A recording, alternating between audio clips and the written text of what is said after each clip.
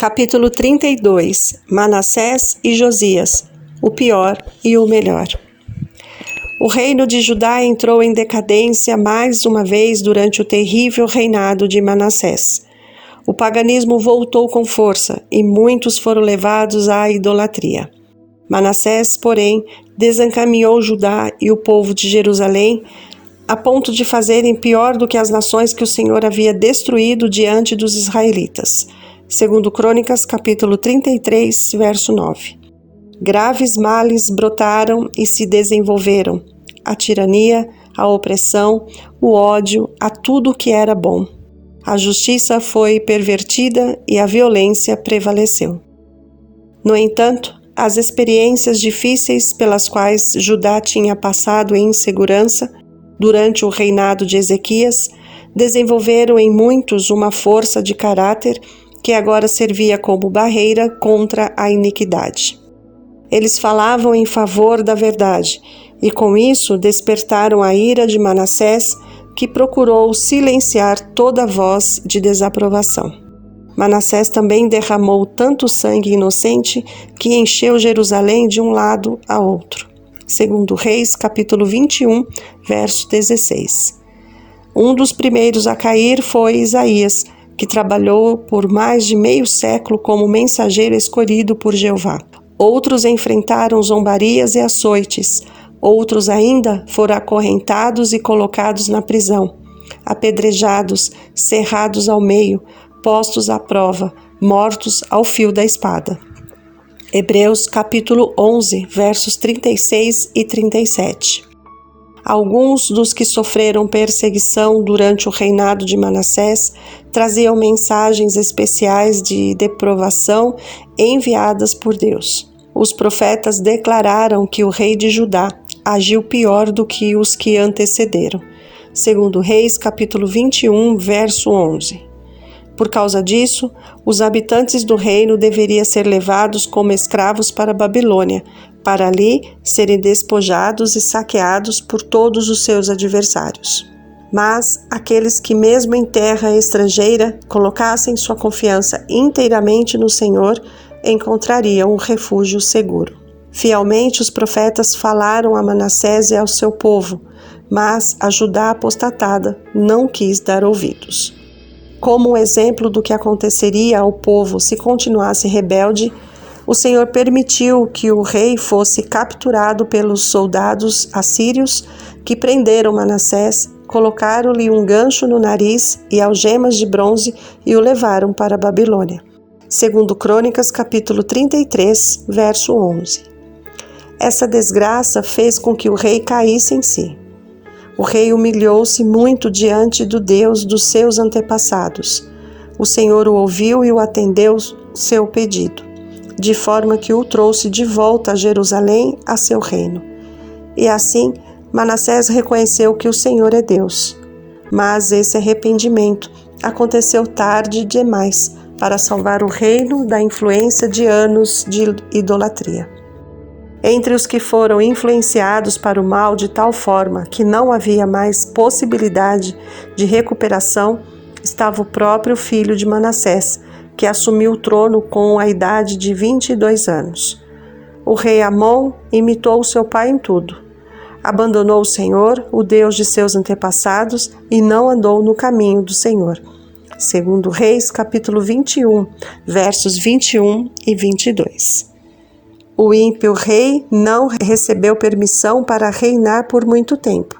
2 anos depois de assumir o trono, ele foi morto no palácio por seus próprios servos e o povo proclamou seu filho Josias rei em seu lugar. Segundo Crônicas, capítulo 33, verso 25. Josias decide ser fiel. Quando Josias assumiu o trono, no qual reinaria por 31 anos, surgiu no coração dos fiéis a esperança de que a decadência do reino pararia ali. O novo rei, embora estivesse apenas com 8 anos de idade, fez o que o Senhor aprova e andou nos caminhos de Davi, seu predecessor, sem desviar-se nem para a direita, nem para a esquerda. Segundo Reis, capítulo 22, verso 2. Advertido pelos erros das gerações passadas, Josias escolheu fazer o que era certo. Sua obediência permitiu que Deus o usasse como um vaso de honra. Quando Josias começou a reinar, e mesmo muitos anos antes disso, os sinceros de coração se perguntavam se as promessas de Deus de Israel ainda poderiam se cumprir. A apostasia dos séculos anteriores tinha aumentado. 10 tribos tinham sido espalhadas entre os pagãos. Apenas as tribos de Judá e Benjamim permaneceram e pareciam estar à beira da ruína nacional e moral. Os profetas tinham começado a profetizar a destruição de sua bela cidade, onde se encontrava o templo construído por Salomão. Estaria Deus prestes a desistir de seu plano de libertar os que nele confiavam? Os que permaneciam fiéis a Deus podiam esperar por dias melhores? Abacuque também se expressou com perguntas cheias de ansiedade. Até quando, Senhor, clamarei por socorro sem que tu ouças? Até quando gritarei a ti violência sem que tragas salvação? A destruição e a violência estão diante de mim. Há luta e conflito por todo lado. Por isso a lei se enfraquece e a justiça nunca prevalece. Os ímpios prejudicam os justos, e assim a justiça é pervertida. Abacuque capítulo 1, versos 2 a 4. Deus respondeu às perguntas de seus filhos leais. Por meio de seu profeta, ele revelou sua decisão de punir a nação que tinha se voltado para servir aos deuses pagãos. Enquanto alguns ainda estivessem se perguntando com relação ao futuro, ele permitiria que os caldeus invadissem a terra de Judá para executar o juízo divino. Os príncipes de Judá e os que se destacavam entre o povo seriam levados como escravos para a Babilônia. Cidades e vilas da Judéia, as vilas e os campos cultivados, seriam devastados. O profeta se submete ao Senhor. Senhor, tu não é desde a eternidade? Abacuque exclamou. Meu Deus, meu santo. Então, pela fé, o profeta se apegou às preciosas promessas que revelam o amor de Deus por seus filhos e acrescentou: Tu não morrerás. Com essa declaração de fé, ele deixou o caso de cada israelita fiel nas mãos de um Deus de amor e misericórdia. Essa não foi a única experiência em que Abacuque teve que exercer forte fé.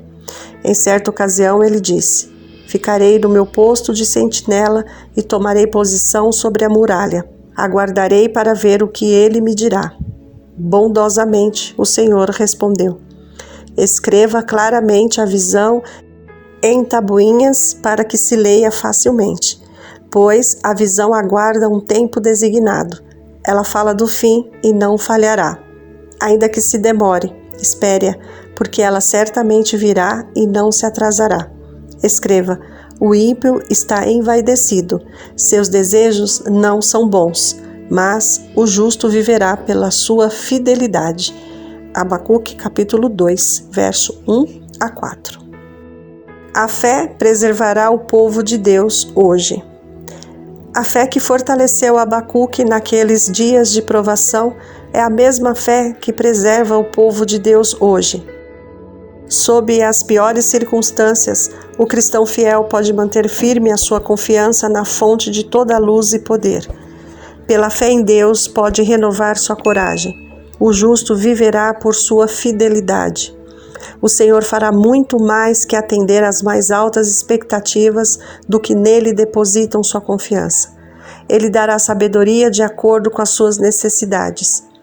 Devemos cultivar a fé que se apega às promessas de Deus e esperar pela libertação no tempo e do jeito que Ele escolher. A palavra infalível da profecia se cumprirá por completo com o glorioso advento do nosso Senhor e Salvador Jesus Cristo, como Rei dos Reis e Senhor dos Senhores. O tempo de espera pode parecer longo e muitas pessoas em quem confiamos podem cair ao longo do caminho. Mas, assim como o profeta que procurou animar Judá no período de apostasia, podemos dizer: o Senhor está no seu santo templo, diante dele fique em silêncio toda a terra. Abacuque capítulo 2, verso 20. Realiza de novo em nossa época as mesmas obras, faze-as conhecidas em nosso tempo. Em tua ira, lembra-te da misericórdia. Abacuque capítulo 3, verso 2. mesmo não florescendo a figueira, não havendo uvas na videiras, mesmo falhando a safra de azeitonas, não havendo produção de alimento nas lavouras, nem ovelhas no curral, nem bois nos estábulos, ainda assim eu exultarei no Senhor e me alegrarei no Deus da minha salvação. O Senhor soberano é a minha força. Abacuque capítulo 3, versos 17 a 19. Abacuque não foi a única pessoa que recebeu de Deus uma mensagem de esperança e vitória futura, bem como de juízo presente. Durante o reinado de Josias, a palavra do Senhor também veio a Sofonias, contando sobre os resultados de continuar na apostasia e chamando a atenção para a gloriosa esperança no futuro. Suas profecias de juízo sobre Judá se aplicam com igual força aos juízos que cairão sobre o mundo rebelde por ocasião da segunda vinda de Cristo. O grande dia do Senhor está próximo e logo vem. Ouçam, o dia do Senhor será amargo, até os guerreiros gritarão.